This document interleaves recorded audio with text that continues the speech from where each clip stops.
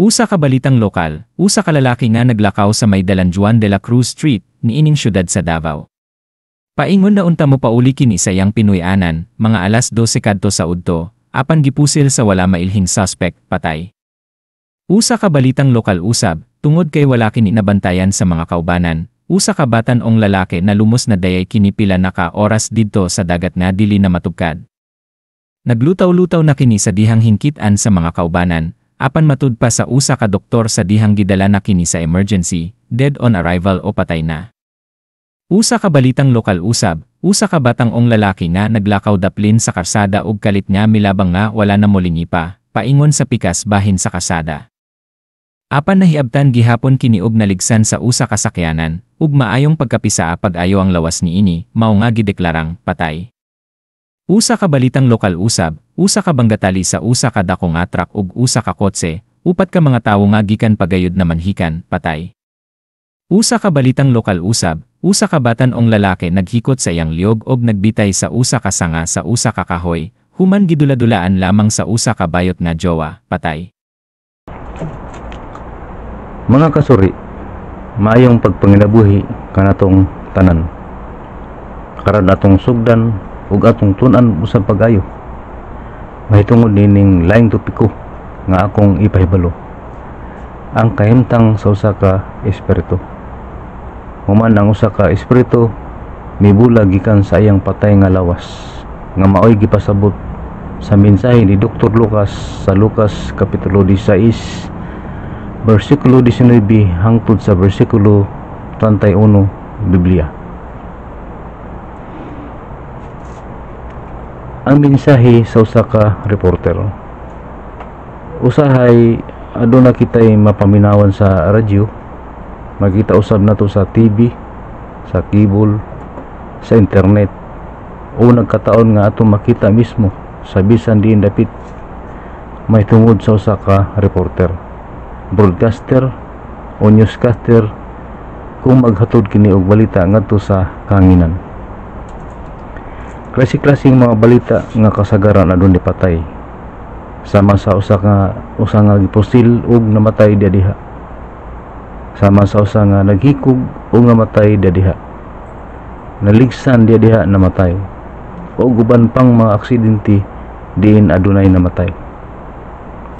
Nga kung atong obserbahan pag-ayo ang gibalita sa usa ka reporter nga sa iyang paghatod og balita ngadto sa kahanginan, kutob ra kini sa kamatayon. Dili sama kang Kristo Jesus sa dihang dili pa siya sa kalibutan kaniadto. Sa wala pa siya mokayab ngadto sa langit, mga 2,000 ka tuig na ang milabay. Sukad pa sa mga tuig terito. Sa dihang nagpadayag kini ngadto sa iyang mga tinun-an, ang mahitungod sa usa ka tawo nga namatay, nga dili lamang hangtod sa iyang kamatayon nini, kundili gibutyag usab ang kapadulnganan o kahimtang sa usa ka espiritu. Sa dihang ang espiritu mibulag sa iyang lawas nga napukan o namatay.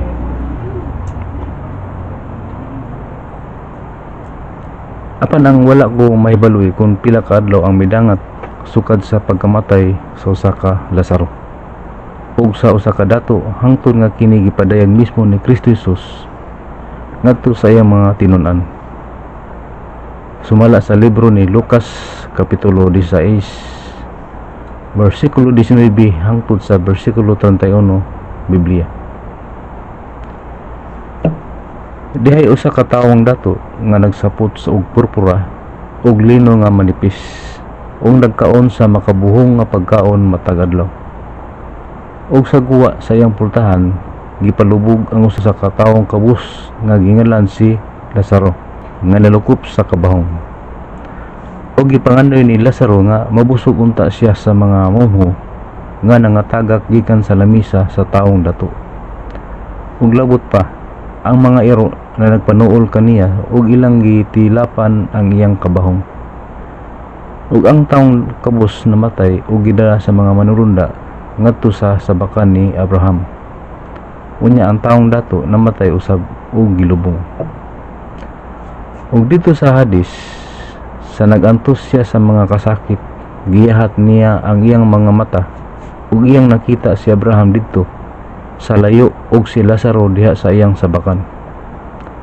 Ug siya misinggit nga nagingon, "Amahan kong Abraham, kaluy iintawon ako." Ug suguas si Lazaro sa pagtuslog sa tumoy sa iyang tudlo diha sa tubig, aron ipabugnaw sa akong dila, kay aniya ako sa kasakit dinhi niining nagadilaab nga kalayo. Apan si Abraham mitubag kaniya, "Anak, hinumdumi nga sa buhi ka pa, nakadawat ikaw sa mga maayo mong butang.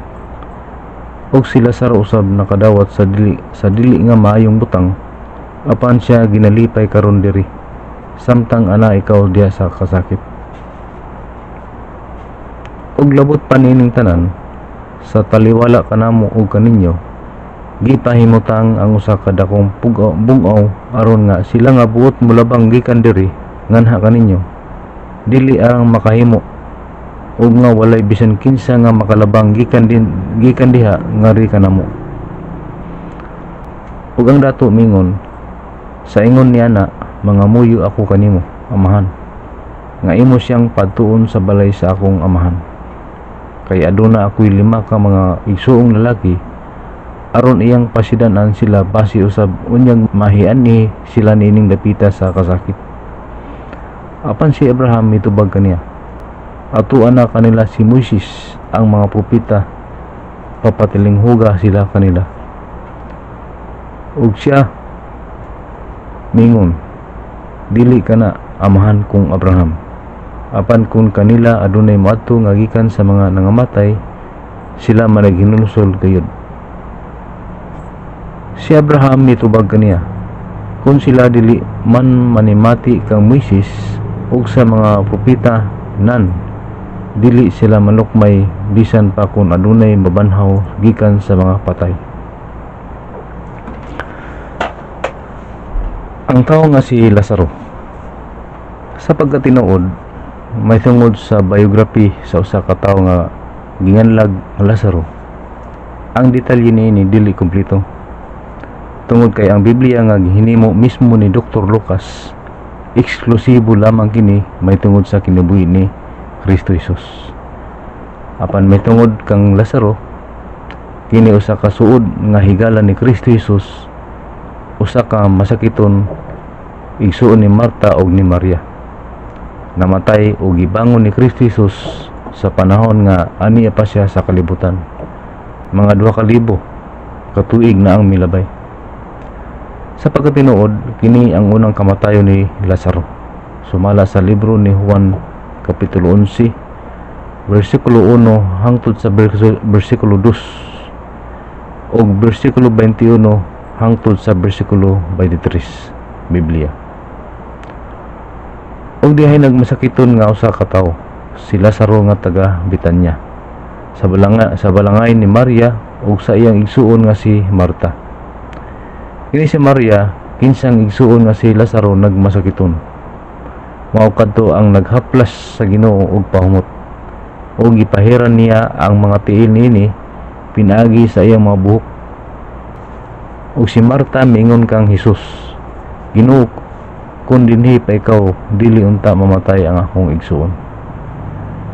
Si Jesus mingon kaniya, "Ang imong igsuon mabanhaw." Ang kahimtang sa usa ka espiritu. Sa pagkatinuod, kini mao'y usa ka naitabo nga gipadayag ni Kristo Jesus ngadto sa iyang mga tinunan, sa dihang dinhi pa siya sa kalibutan kaniadto. Sa wala pa siya dakpa aron patyon, mga 2,000 katuig na ang milabay. Nagpasabot nga sa dihang mamatay ang usa ka tawo, ang kahimtang sa usa ka espiritu, kung kini mapabsanon sa iyang kagalingon kaniadto, sa dihang buhi pa kini, ang kapadulngan sa iyang espiritu atua sa paraiso. Apan kung mapasigarbuhon siya sa iyang kagalingon kaniadto sa buhi pa siya, ang kapadulnganan o kahimtang sa usa ka espiritu nini manaa sa Hades o Kalbaryo, samtang wala pa may tabo ang gingon nga adlaw sa silot, tungod sa mga laglagonon nga pagabuhaton sa atong Ginoong Dios. Sa tradisyon sa Roma, ang patay nga lawas gibutang sa usa ka lungon o gipalubong sa mga tagiya dito sa yuta sa sementeryo. 6 feet below the ground ang minimum. Naiuban ang lungon gama lang sa barato nga plywood. Naiuban nga ang lungon mamahalon kayo. May tungod sa usa ka lunganan, ang uban gilubong dito sa publikong sementeryo. Simentado sab ug ang uban gilubong sa usa ka mahalon nga sementeryo. Sama sa usa ka pribadong memorial, sosyal kayo. Simentado sab, marble pa ug ana pa sa sulod sa usa ka mansyon. Apan ang espiritu nini pareho gikuha sa Ginoong Dios diin kinigikan. Sumala sa libro ng Ecclesiastes Kapitulo 12 Versikulo 7 Biblia. Ug ang abog mobalik nganhi sa yuta ingon sa kaniadto, ug ang espiritu mobalik ngadto sa Dios nga mao'y naghatag niini. Pero para nako, kung maabot man ang panahon nga mapukan ang akong lawas, mas pabor pa nako nga sunugon na akong patay nga lawas dito sa laot sa kadagatan. Pinaagi sa pagtarget niini sa Indian pana nga gisidihan sa usa ka kalayo. Wala na lamay-lamay, direkta nga sunugon sa dili pa matapos ang 24 oras gikan sa pagkapukan sa akong lawas. Sama kang Kristo Jesus nga namatay alas 3 sa hapon dito sa krus o gilubong alas 6 sa gabi sa samang adlaw. Wala siya gilubong pagkasunod adlaw o paglabay sa pipila ka adlaw. Tungod kay alang nako, ang kaulugan nining dito sa laot sa kadagatan sunugon ang patayng lawas. Usa ka lawas sa usa ka makakasala. Ug usab ang akong espiritu wala na dito. Tungod kay ang Ginoong Dios nang bahala kung asa gibutang ang akong espiritu. Sa paraiso ba o sa Hades? Kung sa paraiso, napakaswerte nako. Makit-an nako niya si Abraham, si Lazaro, ang usa ka kriminal ug uban pa nga mapaibsanon sa ilang kaugalingon. Pero kung sa Hades, napakamalas nako. Makikita ko ang usa ka dato ug uban pa nga mapasigrabuhon sa ilang kaugalingon. Natuwa usab dito.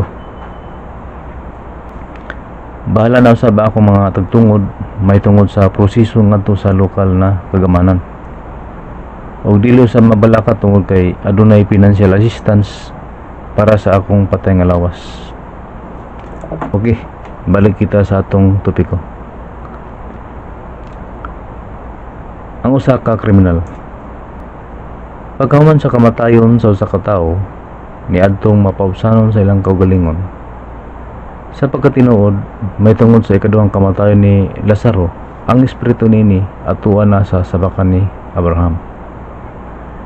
Sa panahon nga gisgutan kini ni Kristo Jesus, sa diyang dinhi pa siya sa kalibutan. Mga 2 ka tuig na ang milabay. Usa ka paraiso, diin dito sa ang espiritu sa usa ka kriminal nga nagpakiluoy kang Kristo Jesus kaniadto. Nga sa dihang nangamuyo siya kang Kristo Jesus, expected niya nga maabotay pa. Apan dili. Apan niadto dayong adlaw mismo atwa na sa paraiso nga mao ang gipasabot ni Kristo Jesus sa usa ka kriminal alang sa usa ka temporaryo nga pagpuyo. Apan consider kini nga luwas na. Pinaagi sa pagbangon sa unang pagkabanhaw. Usa ka kriminal nga kauban ni Kristo Jesus nga gisilutan usab sa kamatayon. Pinaagi sa paglansang kanila sa krus. Nga wala nato mahibaloy ang eksaktong tuig, unsang bulan na ug unsang pitsa kini nahitabo. Halos mga 2,000 ka tuig na ang milabay. Sumala sa libro ni Lucas Kapitulo 23 versikulo 32 hangtod sa versikulo 33 ug versikulo 39 hangtod sa versikulo 43 Biblia. ug dihay gidala usab nilang duha ka tawo nga mga kriminal aron pagapatyon uban kaniya. Og sa pag-abot nila sa dapit nga ginganlan ang kalabira, dito ilang gilansang siya sa krus. Ug ang mga kriminal, ang usa sa iyang tuo ug ang usa sa iyang wala. Unya ang usa sa mga kriminal nga nagbitay mipasipala kaniya sa pagsulti nga nagingon, dili ba ikaw mao ang Kristo? Luwasa ang imong kawilingon og kami. Apan ang usa mitubag sa pagbadlong kaniya, wala ba ikaw mahadlok sa Dios nga ana ka man unta sa maurang silot? Ug kita sa pagkatinuod aniya uban sa mataro nga hukom, kay kita nagadawat man sa angayng balos sa atong binuhatan. Apan kining tawhana walay nabuhat nga dawtan. Ug unya siya mingon, Jesus, hinundumi ako inigabot mo sa imong gingharian. Kaniya si Jesus mitubag nga nagingon, sa pagkatinuod magaingon ako kanimo nga karong adlaw adto ikaw sa paraiso uban kanako.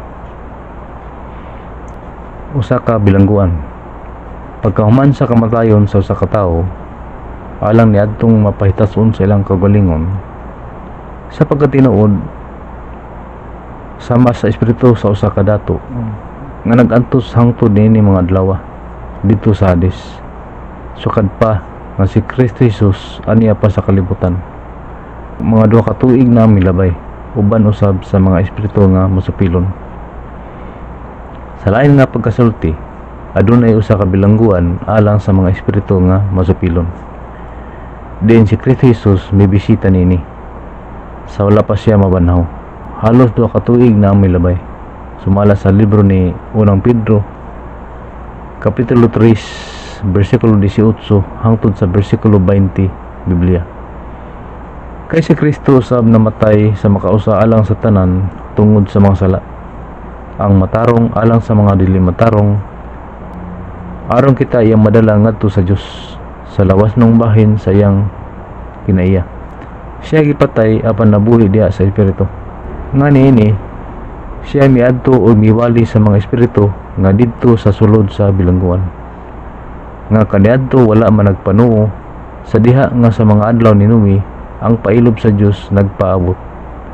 Samtang gibuhat pa ang arga nga niini pila lamang kabuok sa ato pa 8 ka tawo ang naluwas latas sa tubig. Ang pagkabanhaw.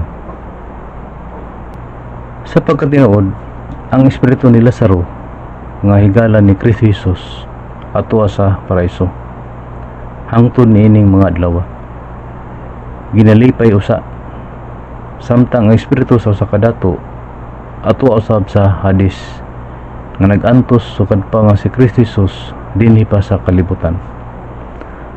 Halos 2,000 ka tuig na ang milabay.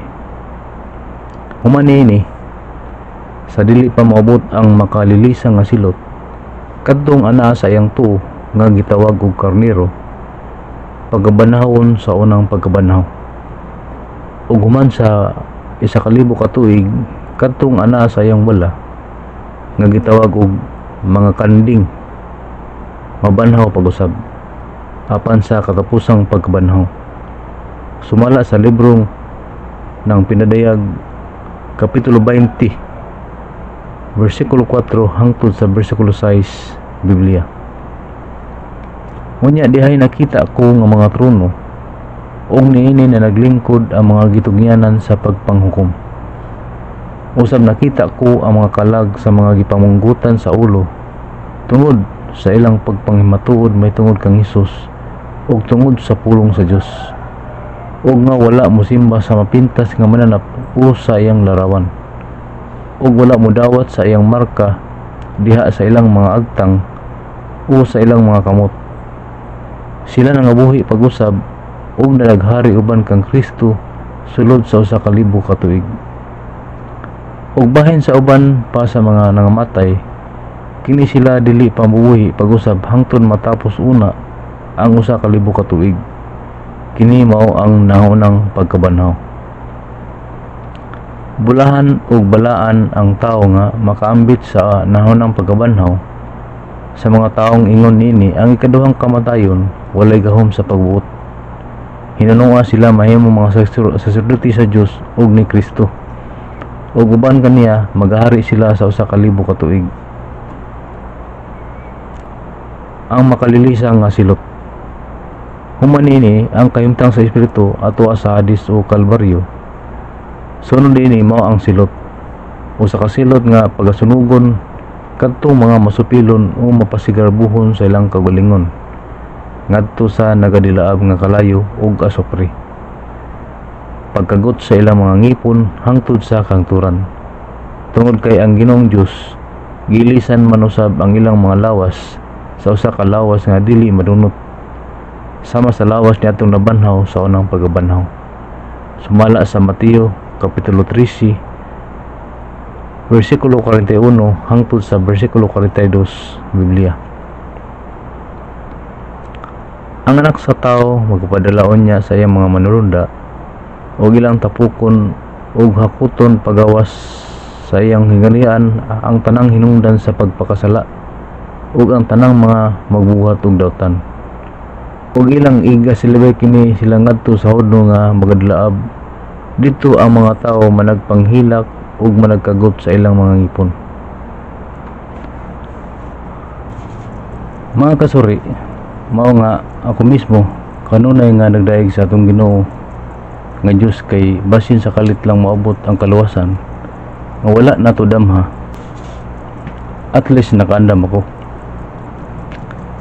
Kay ako nang hinaot sa kaluwasan sa akong kalag nga mabanhaw sa unang pagabanhaw. Hilabi nang ako gayud pagasuruyon ang tanang mga planeta. Gikan sa planetang Mercury hangtod sa planetang Pluto. Ug ban pang hibin libadis nga naa sa kawanangan. Kung kinahanglanon gayud ang permiso gikan kang Kristo Jesus, mga muyo gayud ako para lang makaadto ako sa uban nga mga planeta. Mga kabituonan, mga asteroid ug ban pang mga butang nga ana sa kawanangan. Ngadto sa akong pamilya, parinti ug mga higala, at least nakapahinomdom na ako sukad pa kanadto pinagi sa social media o bisan pinagi ni mga topiko nga makita usab sa social media. Sa makausap pa kung nakauyon kanining uban nga matinud-anon nga pagpahibalo nga adunay specific na mga referensya ug ebidensya, palihog i-like, i-share ug i-subscribe usab aron updated ka sa uban pa nga akong ipahibalo. Apan hulata ang pagpadayon ini nga topiko, destinasyon sa atong kalag, sa sunod kung may panahon pa. Kaysa pagkatinuod, dili kini pagpanglimbong, dili kurap ug dili usab kini filosofikal nga pamagi. Ang Ginoong Dios nga labing gamhanan mo padalangin kanato, maglamdag kanato sa maayong pangunahuna ug mahinaot nga kita pagatagan og dugang pa nga mga oportunidad alang sa atong kinabuhi nga walay katapusan. Amen.